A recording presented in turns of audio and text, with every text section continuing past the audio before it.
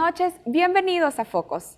El programa de hoy lo vamos a utilizar para conversar sobre los efectos en la salud emocional y mental que tendrá el COVID-19. Iniciamos este programa con una videollamada.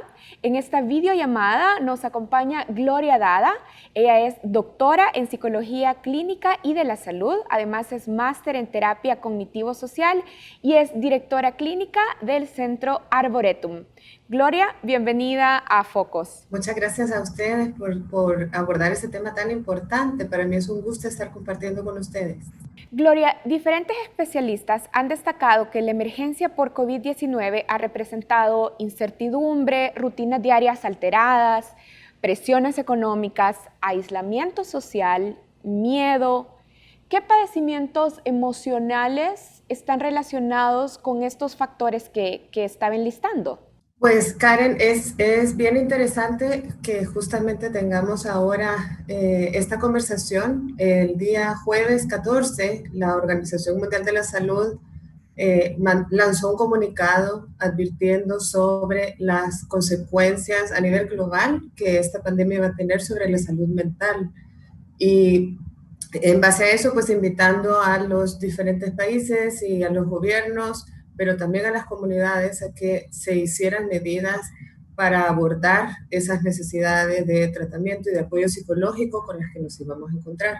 Tú has dicho palabras claves ahorita: incertidumbre, ansiedad, miedos, y creo que esto es lo que más caracteriza la situación que se está viviendo. Lo que ocurre cuando hay un desastre como una pandemia, pero no solo, es que nuestra forma habitual de vivir queda cortada. Y en el caso de la emergencia por el COVID-19, creo que esto es mucho más notorio, porque a diferencia de otros desastres, pues ahora hemos tenido que estar en cuarentena obligatoria, con movilidad restringida, hemos tenido que dejar de ir a nuestros trabajos, o los que pueden, pues adaptarlos a la forma que pueden. Los niños han dejado de estudiar en sus instituciones. Es decir, es un cambio de vida que afecta a todos los niveles de la población. Y además, no sabemos cuándo va a terminar, no sabemos cuánto tiempo vamos a estar así y tampoco sabemos qué esperar cuando termine. Entonces, la incertidumbre creo que es un factor muy a tener en cuenta sobre este tema. ¿Y qué padecimientos están asociados o causados por la Lo que incertidumbre? más se encuentra y ya se ha empezado a encontrar en otros países, donde esto nos viene la ola un poco más tarde, ¿verdad? Son especialmente situaciones, sintomatologías relacionadas con ansiedad y con estado de ánimo depresivo. Eh, Y dentro de esto, estos son dos grandes abanicos, ¿verdad? Dentro de los cuales hay distintos niveles de gravedad, hay distintas situaciones también para enfrentarlo según esa gravedad. Pero digamos que lo que más vamos a encontrar es ansiedad y depresión, esto sin duda.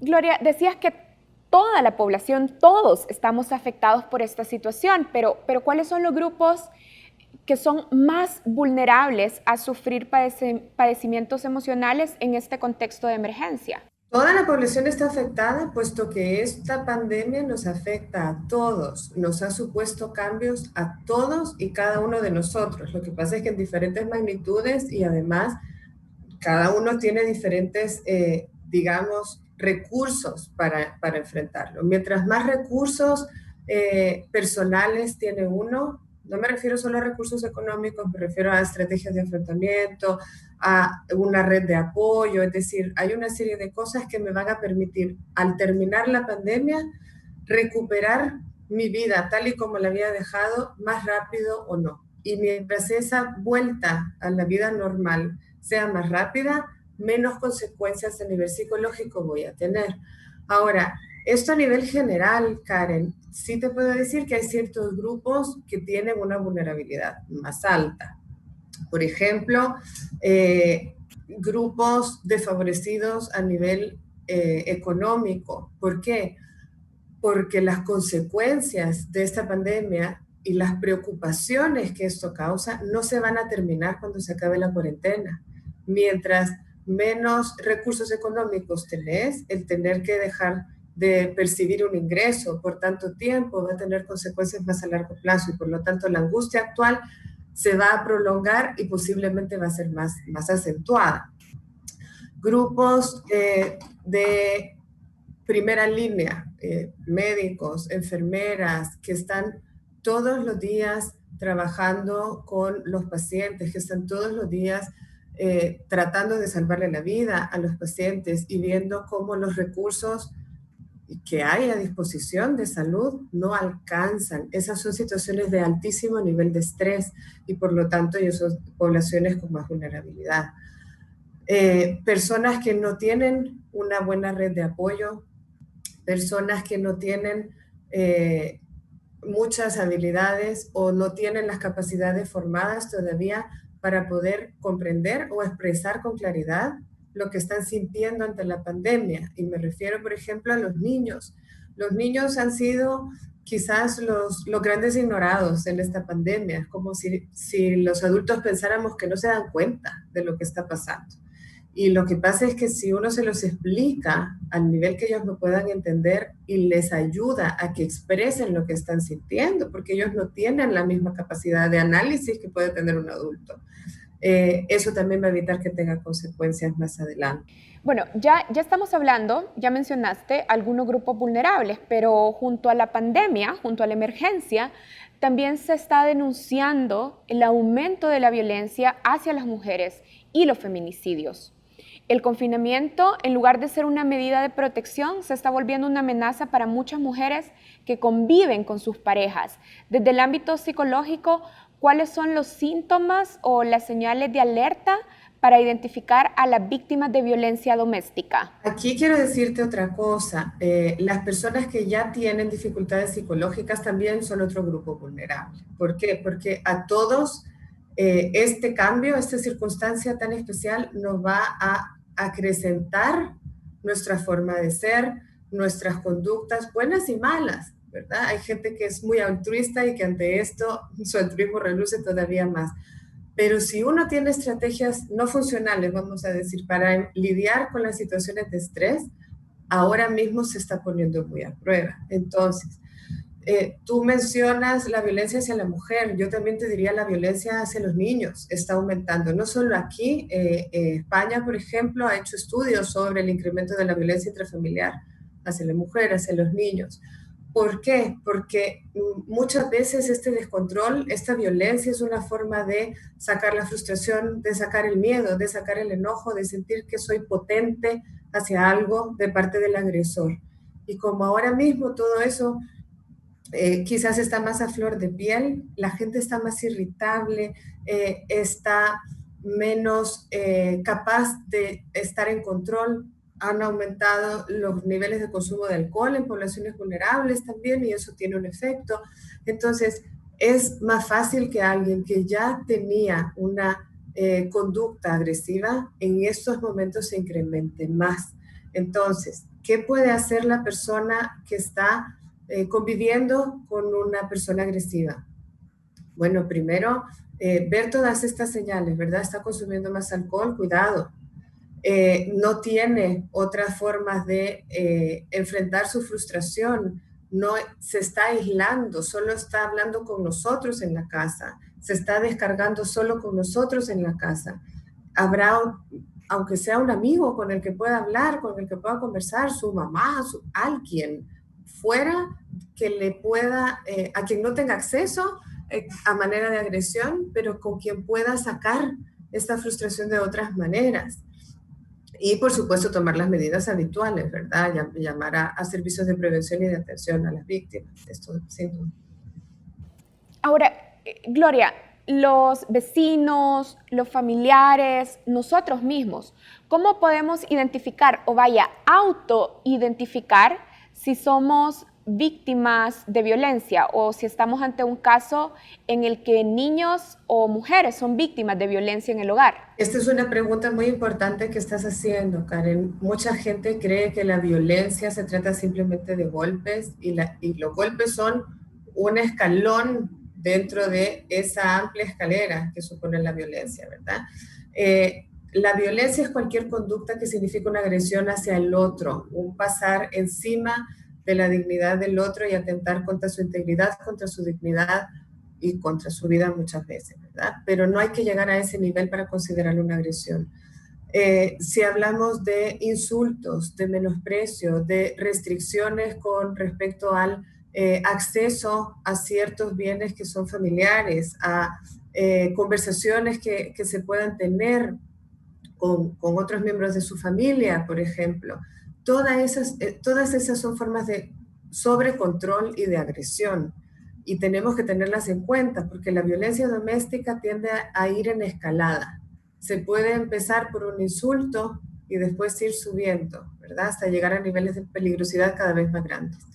Cuando nosotros, como convivientes de un agresor, vamos notando estas señales, quizás es momento de avisar a otros, pedir ayuda, que otros estén también alerta y que otros estén cuidando de nuestra integridad, ¿verdad? Por si esto empieza a subir. Si somos vecinos y empezamos a escuchar cosas que no son y tenemos acceso a esa persona que pensamos que puede estar en una situación de vulnerabilidad, si podemos llamar, acercarnos, preguntar, porque muchas veces también es difícil para las personas buscar ayuda, porque están amenazados también si lo hacen. Pero si uno va y pregunta, pues tenemos más chances de poder ayudar o buscar recursos que puedan facilitar esa ayuda. Gloria, entre enero de 2015 y marzo de 2019, el Ministerio de Salud reportó 615 suicidios en El Salvador. ¿En qué medida el contexto de esta emergencia incide en la propensión al suicidio? Puede incidir de la misma medida que puede incidir en el aumento del malestar psicológico. Es decir, el suicidio es una medida extrema en una situación de desesperación y de desesperanza, ¿verdad? Si esto aumenta, pues claro que alguien que tenía una situación de vulnerabilidad va a tener todavía más riesgo. Si tenemos personas que han tenido intentos previos de suicidio, es mucho más probable que puedan estar en riesgo porque es una conducta de respuesta ante el estrés que ya está dentro de su repertorio, incluso cuando estamos hablando de adolescentes, no me refiero solo a adultos. Así que estas son las personas que más tenemos que cuidar. Si es alguien que estaba, por ejemplo, ya en tratamiento por depresión o por algún trastorno de esta índole, sería muy bueno recurrir a los sistemas de salud que antes le prestaban atención o invitar a esta persona a que busque la ayuda a tiempo para que pueda resolver esos conflictos antes de llegar a tomar una decisión de este tipo. Pensá que estamos abordando situaciones muy duras. Mucha gente tiene mucho miedo a lo que está pasando, a poder enfermar, a su salud, a lo que le puede pasar a sus seres queridos, y esta es otra cosa bien importante, los duelos que estamos viviendo, y a lo que va a pasar después. Y a veces no es solo la depresión, sino el miedo de qué es lo que me voy a poder enfrentar y si voy a ser capaz de enfrentarlo o no. Y si no, quizás buscar antes la salida, ¿verdad? Y quizás si esta persona tiene acceso a otro tipo de servicios, si tiene acceso a otro tipo de atención que le ayude a resolver estos conflictos, estamos disminuyendo el riesgo de suicidio, sin duda. De acuerdo. Gloria, vamos a hacer una pausa aquí. Ya regresamos para continuar con esta entrevista.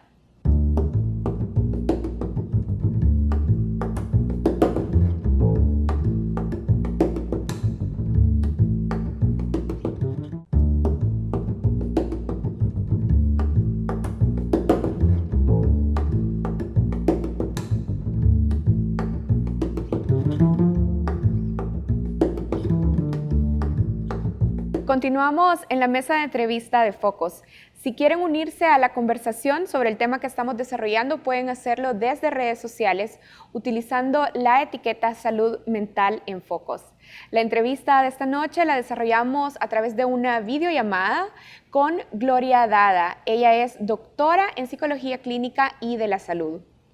Gloria, ¿cómo podemos distinguir entre un comportamiento o reacción normal o funcional y cuándo es momento de buscar ayuda? Karen, todos nosotros tenemos reacciones emocionales ante el miedo, ante la incertidumbre, ante todas estas cosas que mencionábamos antes, ¿verdad? Son cambios que son adaptativos y deberíamos entender cuáles son y cómo funcionan, cuáles son las respuestas naturales al estrés.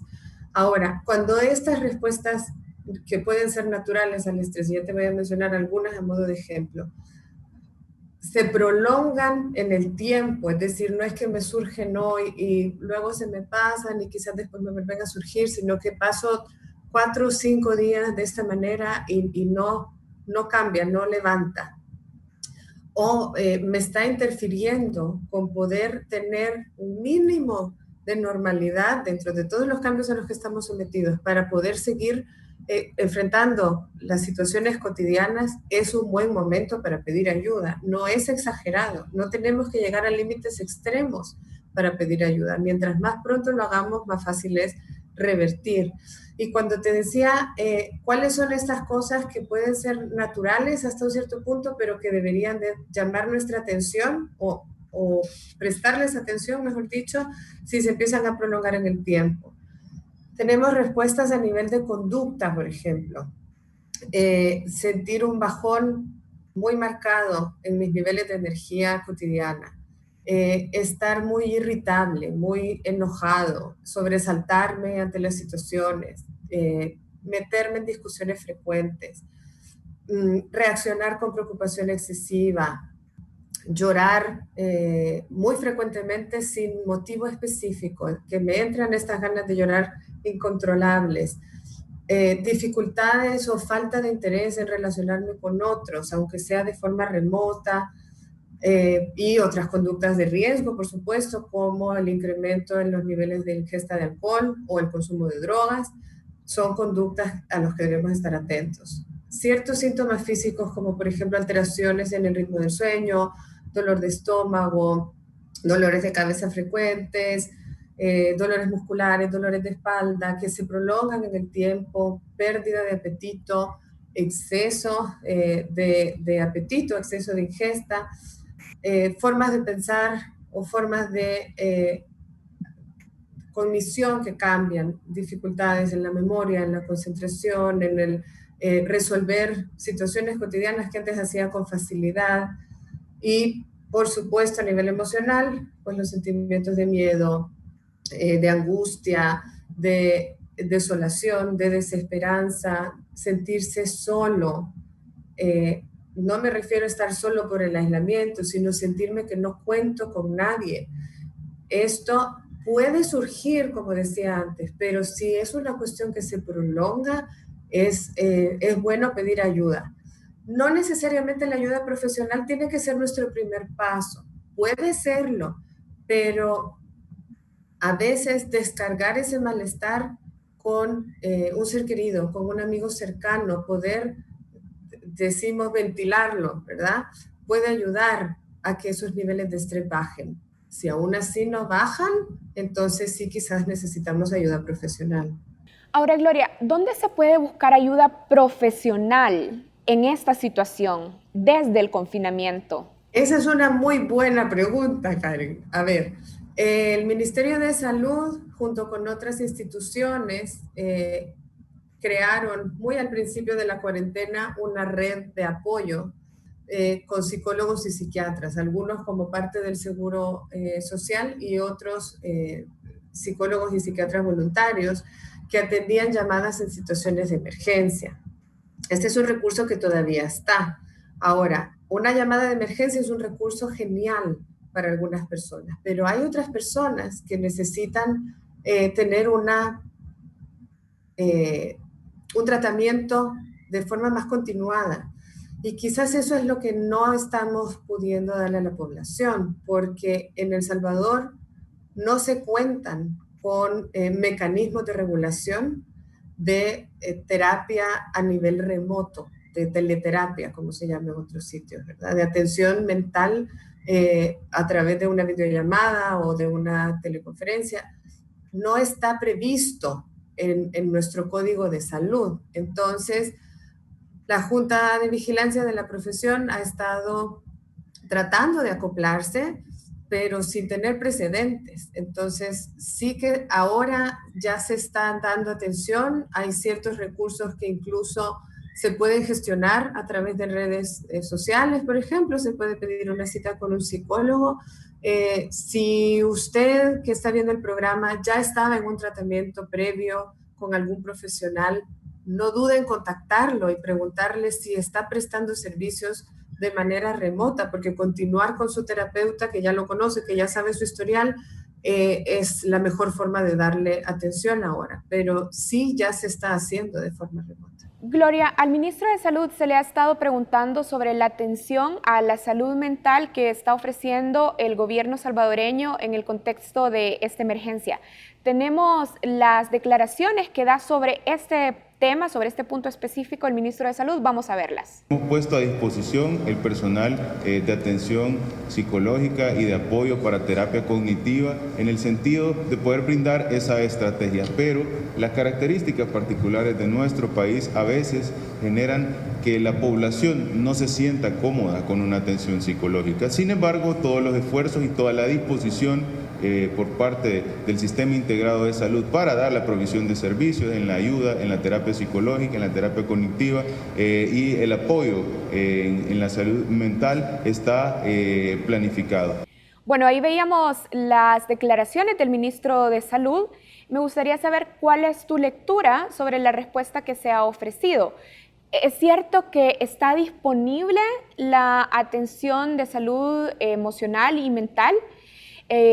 Pero que la gente, a pesar de que está disponible, la población se está resistiendo a utilizarla, a consultar? A ver, Karen, la pregunta que me haces es muy compleja. La red de respuesta a la cuarentena existe. La red se creó, eso es verdad. Ahora, ¿de qué forma se ha hecho saber a la gente? Esto es otra cosa, ¿verdad? Yo creo que hay mucha gente que desconoce ni siquiera cómo contactar con esta red. La gente que estaba en los centros de confinamiento, no sé si esto duró hasta el final, pero sí sé por conocidos que estaban en los centros de cuarentena que les dijeron de la red, pero no había forma, por ejemplo, había problemas de internet, entonces no podías tener una videollamada, no había condiciones de un mínimo de privacidad para poder tener esa conversación tan íntima con alguien que te escuche en un momento de crisis. Entonces, proveer una red de apoyo psicológico no es solamente dar un número de teléfono, hay que proveer las condiciones para que ese apoyo pueda ser viable para el profesional y para la persona que lo necesita. Sí te quiero decir otra cosa, nuestro sistema de atención en la salud mental en el país siempre ha sido muy precario, siempre ha sido insuficiente, ¿verdad? Entonces, ahora mismo que estamos desbordando de malestar psicológico, si antes no teníamos suficiente, pues ahora difícilmente, ¿verdad? Lo vamos a poder cubrir. Mi opinión es que desde una perspectiva de Estado, pero también de comunidad, a lo que podríamos apostarle es a crear grupos de apoyo, no necesariamente dirigidos por un profesional, es decir, que el profesional pueda guiar y cuidar a quien apoya. Por ejemplo, en nuestro país tenemos una larga tradición en distintos ámbitos a acercarse a un líder religioso. El líder religioso no tiene credenciales para hacer tratamiento psicológico, o bueno, la mayoría no lo tienen, ¿verdad? Pero tiene un acceso a ciertos sectores de población que el personal profesional de salud mental no tenemos. Entonces, sería mucho más efectivo posiblemente acercarnos a estos líderes comunitarios y poder trabajar de la mano con ellos para poder llegar a estos grupos poblacionales, especialmente a los grupos más vulnerables de los que hablábamos en el primer segmento. En medio de la crisis, en medio de esta emergencia nacional, tenemos un discurso político de permanente confrontación, miedo e incertidumbre. En particular, el discurso del presidente suele oscilar entre el miedo y la amenaza. ¿Este discurso representa una amenaza a la estabilidad emocional de los salvadoreños? Es decir, ¿qué consecuencias tiene este tipo de mensajes sobre nuestra salud emocional? Mira, yo creo que las medidas desde el inicio de la cuarentena, de la distancia social, etcétera, eran absolutamente necesarias. Ante esto no hay duda, pero como tú mencionas, el discurso del miedo, el discurso de la amenaza hacia la población, más que dar esperanza, más que pensar que de esto vamos a salir juntos adelante, nos da más incertidumbre y nos da más miedo. Todos hemos visto en cadenas nacionales al presidente decir cosas como: si ahorita creen que están mal, espérense 15 días, que esto va a estar mucho peor. Con lo cual, a alguien que está más vulnerable, ¿verdad? A alguien que ya estaba con miedo, no lo va a hacer sentir más tranquilo, no le va a dar la seguridad que nos debería dar nuestro Estado, ¿verdad?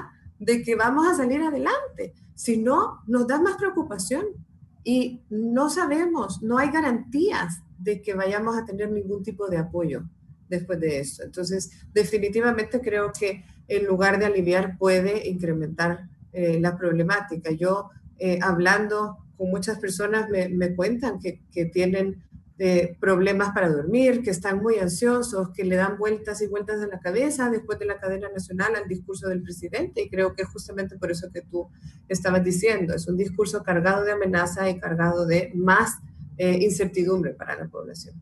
Desde la perspectiva de la psicología, ¿qué padecimientos emocionales quedarán en el largo plazo para la sociedad salvadoreña? La sociedad salvadoreña es una sociedad bien resiliente, es una sociedad que está, por desgracia, acostumbrada a enfrentar un montón de crisis distintas. Sin embargo, eso no la hace inmune. Entonces, los problemas psicológicos que te mencionaba en el primer segmento, problemas relativos a la ansiedad, problemas relativos al ánimo deprimido, estrés postraumático, duelos complicados van a quedar a largo plazo. Y te menciono los duelos complicados porque eh, en este periodo hay gente que está teniendo muchas pérdidas. Pérdidas de seres queridos, por supuesto, esta es la más evidente, pero también hay otros tipos de pérdidas, pérdidas de trabajo, pérdidas de contacto con personas a las que les tiene aprecio y cariño, pérdidas de ver a sus amigos, por ejemplo, en los adolescentes o en los niños. Son pérdidas que son importantes y a las que no les estamos prestando atención. Y esto deja secuelas. Y cuando hablamos de pérdida de un ser querido a causa de la muerte, aquí tenemos también otro agravante, y es que por la misma situación de la pandemia, esos rituales que nosotros como culturalmente hacemos, ¿verdad?, para elaborar el duelo, no lo estamos haciendo. No podemos tener un velorio, un funeral de la forma en que solemos tenerlo, y son importantes porque son momentos donde nos sentimos acompañados, donde nosotros despedimos a nuestro ser querido, y ahora todo eso complica los cuadros de duelo y los puede prolongar. Bueno, así cerramos esta entrevista que hemos realizado a través de una videollamada con Gloria Dada. Quiero agradecerle. Ella es doctora en Psicología Clínica y de la Salud, máster en Terapia Cognitivo-Social y directora clínica del Centro Arboretum. Muchas gracias, Gloria. Muchísimas gracias a ustedes. Es un gusto conversar con ustedes. Hacemos una pausa y cuando regresemos tenemos más contenido en Focos.